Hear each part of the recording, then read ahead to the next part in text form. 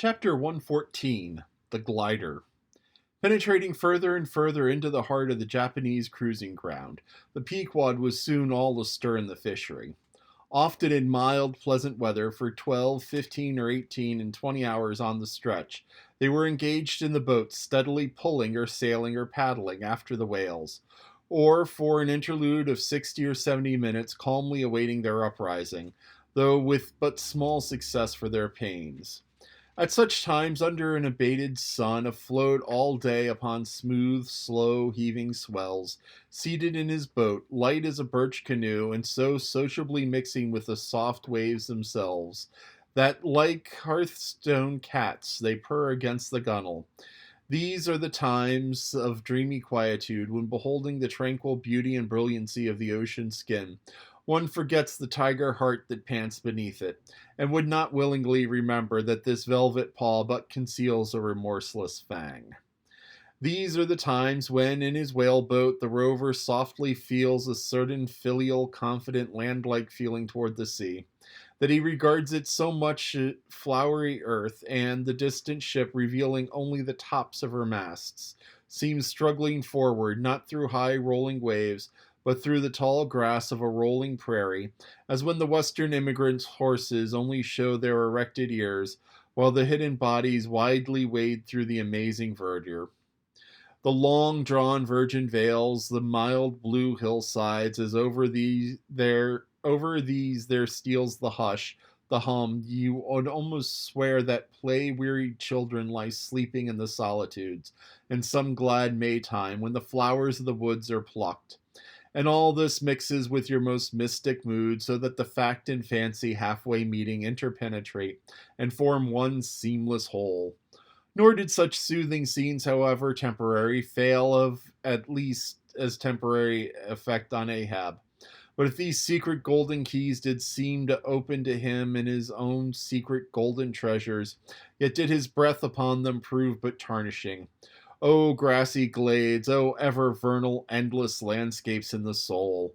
In ye, though long parched by dead drought of the earthly life, in ye men yet may roll, like young horses in a new morning clover, for some few fleeting moments, feel the cool dew of life immortal upon them. Would to God these blessed calms would last, but the mingling threads of life are woven by warp and woof, calms crossed by storms, a storm for every calm. There is no steady unretracing progress in this life. We do not advance through fixed gradations, and at the last one pause. Through infancy's unconscious spell, boyhood's thoughtless faith, adolescence doubt, the common doom, then skepticism, then disbelief, resting at last in manhood's pondering repose of if.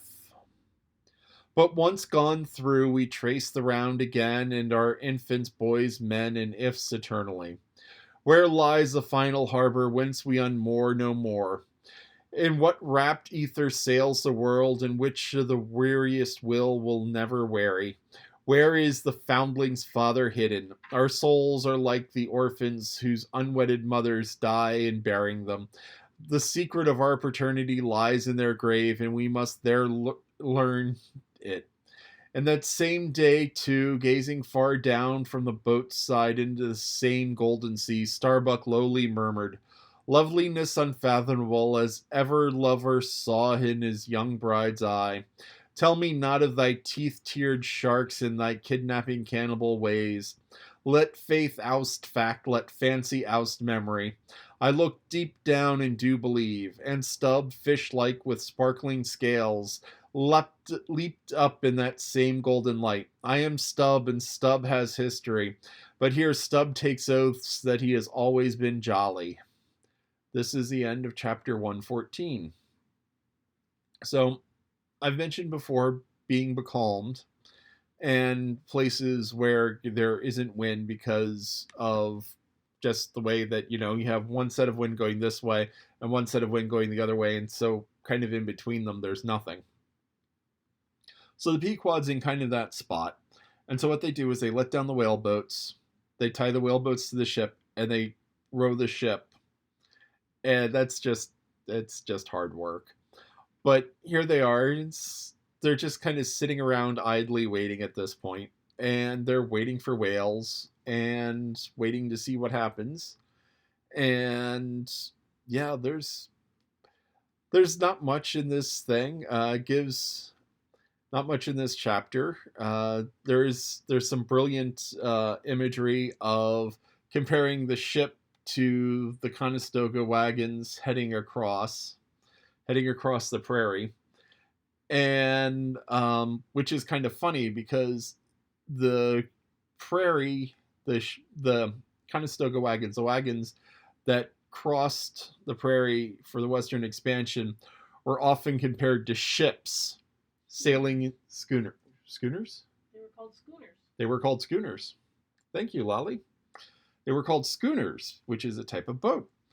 And so they were compared to boats crossing this sea of grass. And here you have Melville going the other way. Yeah, Melville going the other way. It's like, no, this is like a wagon crossing the grass. The ship is like a wagon. So it's just kind of backwards.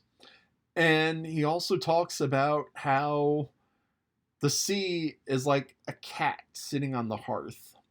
And it's just this furry little ball of warmth that it's just kind of happy. And then he says, remember though, that there's a fang hidden inside the paw. Now, not really a fang, it's a claw, which is like your fingernails and made of keratin, not calcium like teeth and fangs. But there's the claw, and it's hidden inside of the paw because cats, unlike dogs, have retractable claws. So when a dog walks, you hear its toenails clatter on the wood or the floor. But when cats walk, they walk quietly because their claws pull in. So your fingernails don't pull in, my fingernails don't pull in. Horses have hooves, which are their fingernails, and those don't pull in. But cats have this advantage where they pull their claws in.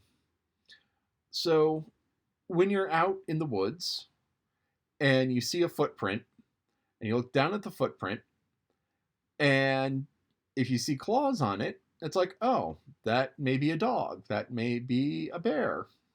And you can tell by the shape whether it's a dog or a bear.